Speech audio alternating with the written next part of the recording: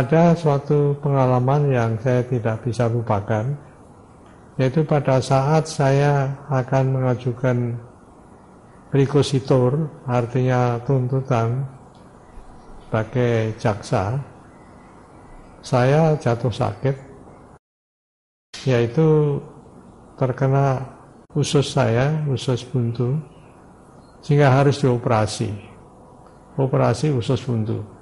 Hampir kehilangan nyawa saya, atau mati, karena semalaman itu setelah operasi, ternyata pingsan saya. Beberapa hari kemudian saya pingsan terlalu banyak suntikan, injeksi yang diberikan oleh dokter. Tapi alhamdulillah, saya bisa mengatasi itu dengan pagi hari. Komentar dari dokter, saudara baru turun dari sorga. Laki-laki yang dikenal serius tapi santai ini mendapatkan kehormatan menjadi dosen di Seskoat, tempat pendidikan para perwira angkatan darat saat ia berusia 39 tahun.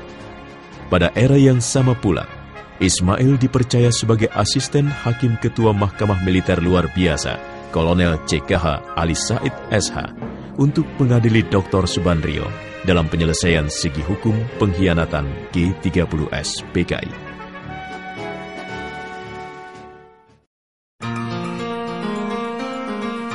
Pengalaman kehidupan menempa Ismail Saleh menjadi seorang yang disiplin dan bertanggung jawab dan mengasah kader kepemimpinannya. Pada tahun 1967, Ismail dipercaya untuk menjadi Kepala Biro Analisa atau Pembahasan Masalah Sekretariat Presidium Kabinet dan dilanjutkan sebagai Kepala Biro Analisa dan Perundang-undangan Sekretariat Kabinet. Jabatan Sekretaris Kabinet disandangnya pada tahun 1978.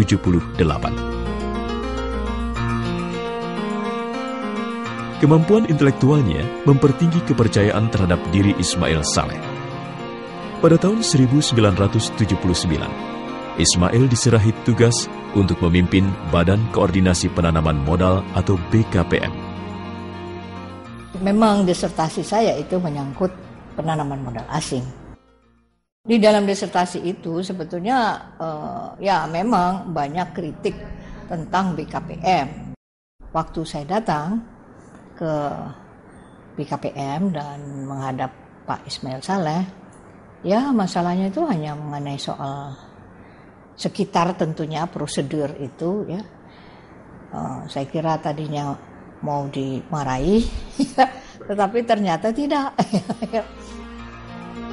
Sebagai pemimpin Lembaga Kantor Berita Nasional atau LKBN Antara pada tahun 1980, Ismail Saleh memiliki kesempatan untuk menghayati dunia pers. Wartawan itu dikejar oleh waktu. Every minute is deadline. Sehingga saya membantu untuk memberikan atau mensuplai, dan ada kalanya saya sendiri bertindak sebagai wartawan. Dalam kunjungan Bapak Presiden Pak Harto ke daerah, saya memisahkan diri dari rombongan resmi, lalu terjun ke masyarakat, lalu bertanya pada penduduk itu, ya, dan juga bertanya pada karyawan-karyawan yang ada di daerah itu. Dan itulah yang saya jadikan dasar mengapa di dalam penugasan saya selanjutnya saya melakukan inspeksi mendadak yang disingkat dengan SIDAT. Sebagai wartawan istana waktu itu yang ada di Pontianak, saya berpikir bagaimana caranya saya bisa menyiarkan berita itu.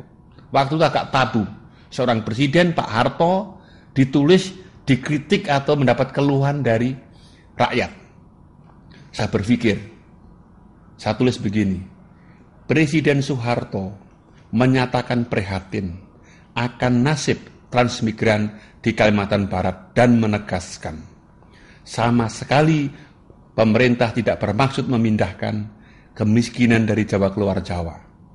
Pernyataan Presiden itu disampaikan setelah mendengarkan keluhan para transmigran yang disampaikan tanpa tedeng aling-aling. Keluhan itu sebagai berikut, saya kutip apa adanya.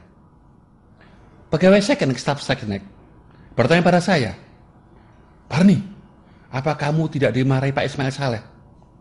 Kenapa dimarahi? Saya bilang, nah itu berita kamu, masa presiden menerima keluhan seperti itu, begitu berani rakyat? Saya berpikir, wah jangan-jangan iya ya, presiden marah ya, atau jangan-jangan Pak Ismail Saleh marah ya.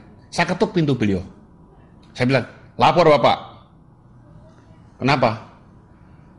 Ada yang tanya, staf seknek tanya, apa Bapak tidak marah pada saya? Kenapa marah, Parni? Karena saya telah menulis seperti yang dimuat koran-koran itu di antara. Apa jawab beliau? Pak Ismail Saleh dengan senyum khasnya menjawab, kamu betul, Parni. Memang harus begitu. Presiden harus diberitahu, pemerintah harus diberitahu kalau memang ada sesuatu yang nggak betul. Ini memang tugas antara. Dan kamu, kata beliau, telah menulisnya dengan judul yang cool, yang damai. Alhamdulillah. Beliau tidak marah, beliau malah senang. Luar biasa waktu itu. Seorang wakil sekretaris kabinet, orang dekat Pak Darmono, yang otomatis dengan Pak Harto, memberikan kebebasan pada watan antara yang tanda petik waktu itu sampai sekarang pun masih sering dicap sebagai corong pemerintah. Mempunyai kematangan dalam berbagai bidang, mulai dari intel, analisa, administrasi, personalia, hukum, dan kesekretariatan negara, laki-laki yang awet muda ini diberi kepercayaan untuk memangku jabatan Jaksa Agung Republik Indonesia pada Maret 1981. Saya berkeberatan diangkat sebagai Jaksa Agung. Karena pada waktu itu saya masih menjabat sekretaris kabinet.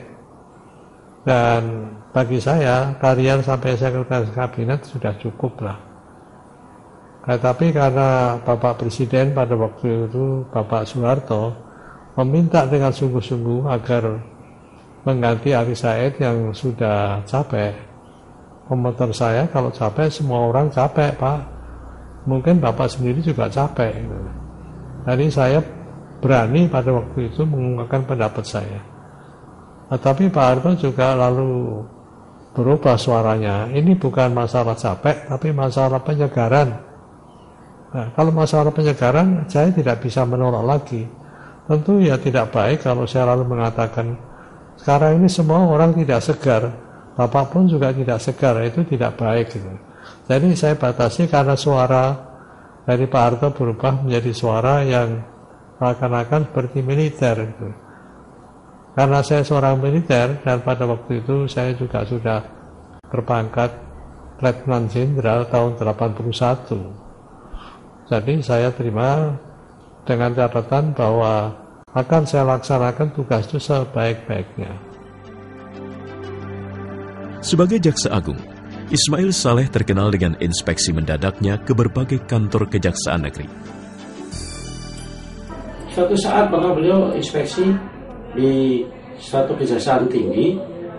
Beliau bukan inspeksi perkara, bukan inspeksi apa, tetapi beliau inspeksi melihat mobil jaksa tinggi, apakah olinya pemeliharaannya bagus enggak? Dia periksa olinya, dan begitu kotor dia marah sama jaksa tinggi itu. Itu tersebar di seluruh Indonesia, sehingga kita semua, saya termasuk di Batu, bagaimana tahu jaksa tinggi saya almarhum Pak Imawan, wah mesti siap itu mobil dan semuanya harus siap itu mobil.